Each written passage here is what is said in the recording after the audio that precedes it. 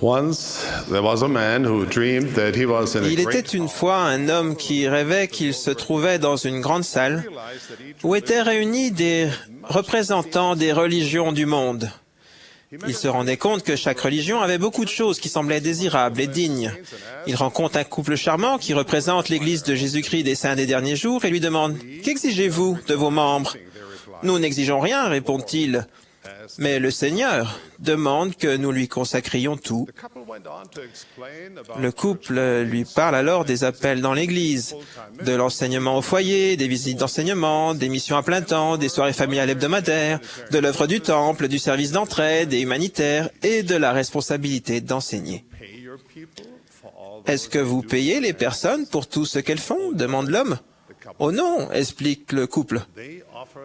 Ils donnent de leur temps gratuitement. Aussi, tous les 6 mois, les membres de notre Église passent un week-end à assister à 10 heures de conférence générale. 10 heures à écouter des gens faire des discours, s'étonne l'homme. Et vos services religieux hebdomadaires, combien de temps durent-ils? 3 heures, tous les dimanches. Oh là là, dit l'homme. Est-ce que les membres de votre Église font vraiment tout ce que vous dites? Oui, et plus encore. Nous n'avons même pas mentionné l'histoire familiale, les camps pour les jeunes, les veillées, l'étude des Écritures, la formation de dirigeants, les activités des jeunes dans la semaine, le séminaire matinal, l'entretien des bâtiments de l'Église, et évidemment, il y a la loi de santé du Seigneur, le jeûne pour aider les pauvres et la dîme. L'homme dit, « Je suis perplexe. Pourquoi voudrait-on adhérer à une telle église ?» Le couple sourit et dit, « On se demandait si vous alliez poser la question. »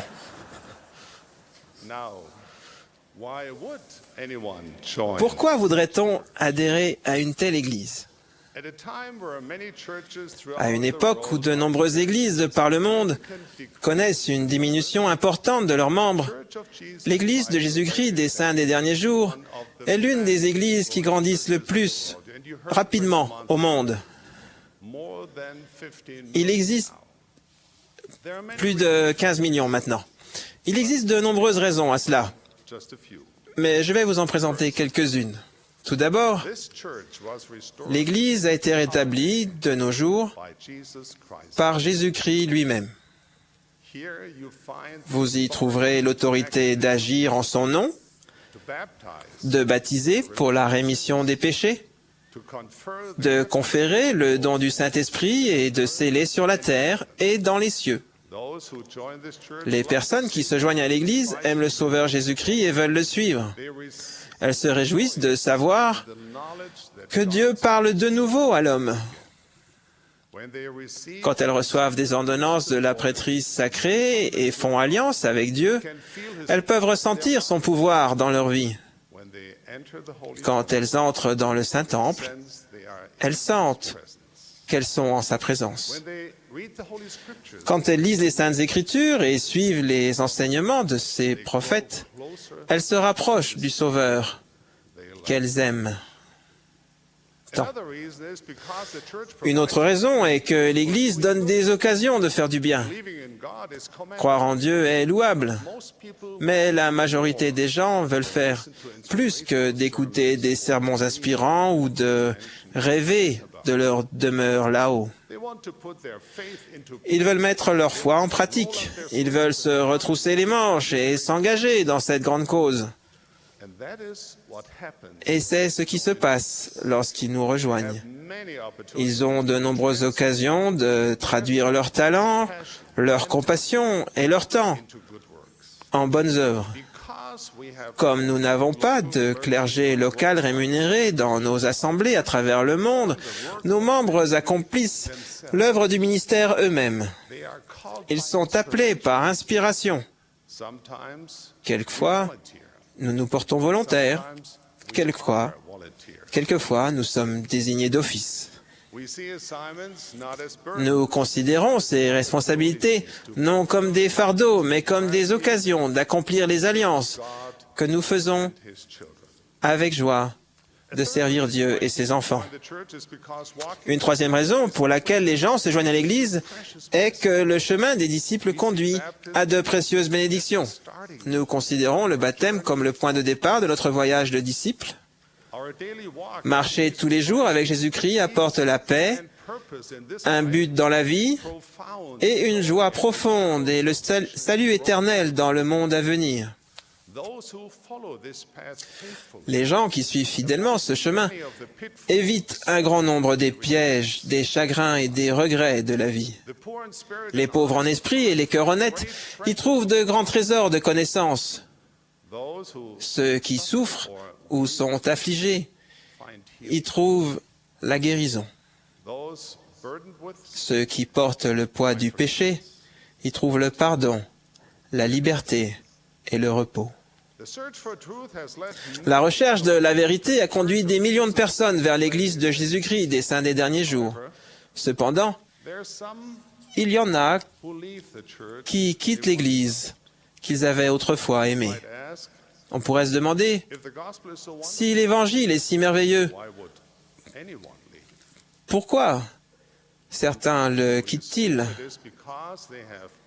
On suppose parfois que c'est parce qu'ils ont été offensés ou parce qu'ils étaient paresseux ou encore pécheurs. En réalité, ce n'est pas aussi simple. En fait, il n'y a pas qu'une seule raison qui s'applique à toutes les situations. Certains de nos chers membres se demandent pendant des années s'ils doivent se détacher de l'Église. Dans cette Église où nous respectons tant le libre arbitre, qui a été rétabli par un jeune homme qui se posait des questions et cherchait des réponses,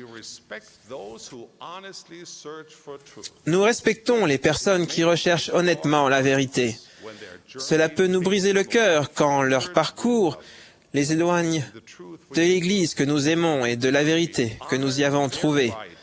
Mais nous respectons leur droit d'adorer le Dieu Tout-Puissant selon les aspirations de leur conscience, tout comme nous réclamons ce même droit.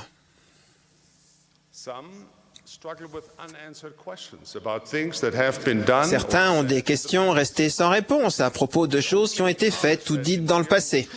Nous reconnaissons franchement qu'en près de 200 ans d'histoire de l'Église, nourrie d'un ensemble ininterrompu d'événements inspirés, honorables et divins, il s'est fait et dit des choses qui pourraient amener les gens à s'interroger.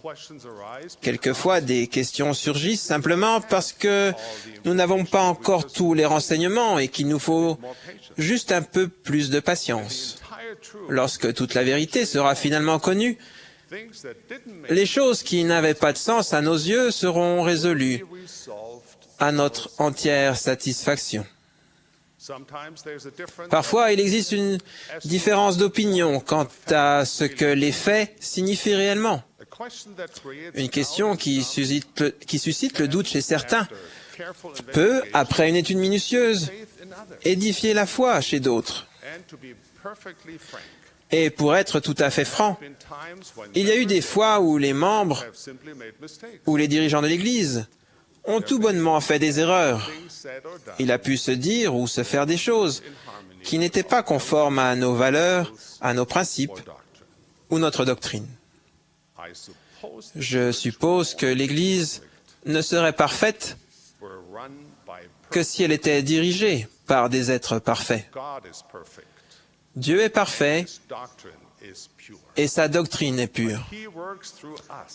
Mais il œuvre par notre intermédiaire. Nous, ses enfants imparfaits, et les gens imparfaits font des erreurs. Dans la page de titre du livre de Mormon, nous lisons « Et maintenant, s'il y a des fautes, ce sont les erreurs des hommes. C'est pourquoi ne condamnez pas les choses de Dieu, afin d'être trouvés sans tache devant le siège du jugement du Christ. » Il en a toujours été ainsi. Et ce le sera toujours, jusqu'au jour parfait où le Christ lui-même régnera personnellement sur la terre. Il est dommage que certains aient trébuché à cause des erreurs commises par des hommes. Mais en dépit de cela, la vérité éternelle de l'Évangile rétabli qui se trouve dans l'Église de Jésus-Christ des saints des derniers jours n'est pas ternie, diminuée ou détruite. En tant qu'apôtre du Seigneur Jésus-Christ, ayant assisté personnellement aux conseils et aux travaux de l'Église, je témoigne solennellement qu'il n'est pas de décision importante affectant cette Église ou ses membres qui ne soit prise sans que l'on ait recherché avec ferveur l'inspiration, la direction et l'approbation de notre Père éternel. C'est l'Église de Jésus-Christ.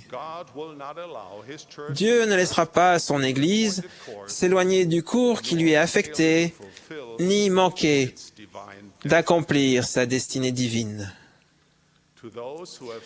À vous qui vous êtes détachés de l'Église, je dis, mes chers amis, qu'il y a encore une place ici pour vous. Venez, ajoutez vos talents, vos dons et votre énergie aux nôtres. Ainsi, nous deviendrons tous meilleurs.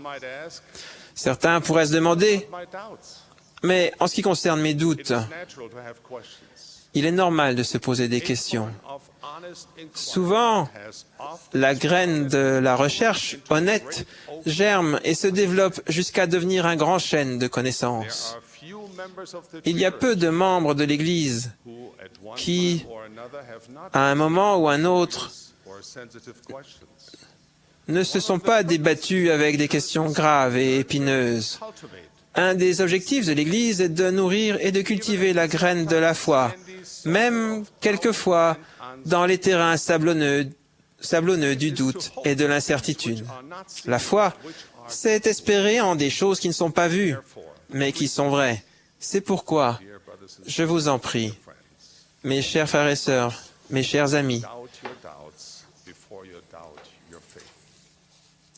doutez de vos doutes avant de douter de votre foi. Nous ne devons jamais permettre aux doutes de nous garder prisonniers et de nous tenir éloignés de l'amour, de la paix et des dons de Dieu qui nous sont accordés par la foi au Seigneur Jésus-Christ. Certains pourraient dire, « Je ne suis pas à ma place parmi les gens de l'Église. » Si vous pouviez voir en notre cœur, vous trouveriez probablement que vous avez plus votre place avec nous que vous ne le supposez. Vous pourriez être surpris de trouver que nous avons des aspirations profondes, des problèmes et des espoirs qui ressemblent aux vôtres. Votre passé et votre éducation peuvent sembler différents de ce que vous percevez chez beaucoup de saints des derniers jours, mais cela pourrait être une bénédiction. Frères et sœurs, chers amis, nous avons besoin de vos talents et de votre point de vue unique. La diversité des personnes et des gens dans le monde entier est une force pour l'Église. Certains pourraient dire, « Je ne pense pas pouvoir vivre à la hauteur de vos principes. » Raison de plus pour venir. L'Église est conçue pour nourrir les personnes imparfaites qui ont des difficultés et celles qui sont épuisées. Elle est remplie de gens qui désirent de tout leur cœur respecter les commandements, même s'ils n'ont pas encore maîtrisé leur application. Certains pourraient dire, « Je connais un membre de votre Église qui est hypocrite. Je ne pourrais jamais adhérer à une Église qui a quelqu'un comme lui en son sein. »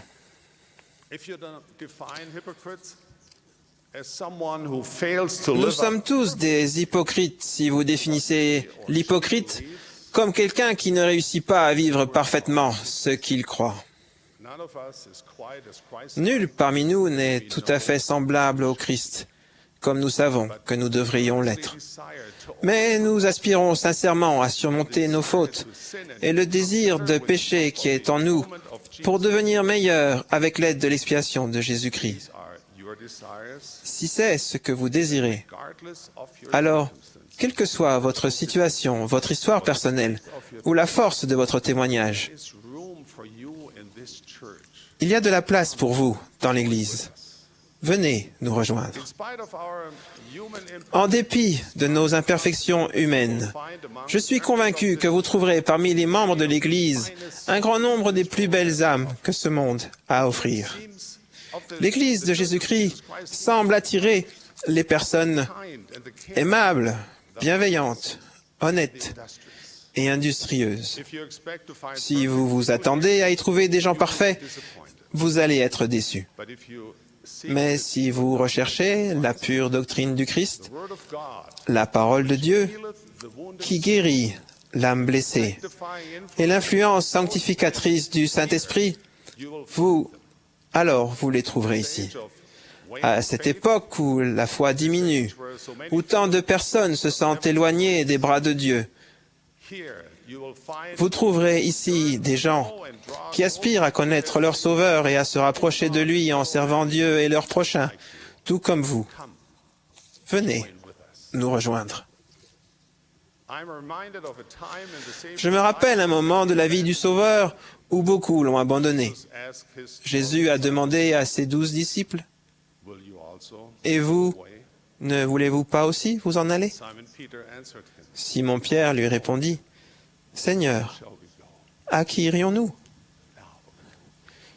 Tu as les paroles de la vie éternelle. » Parfois, nous devons répondre à la même question.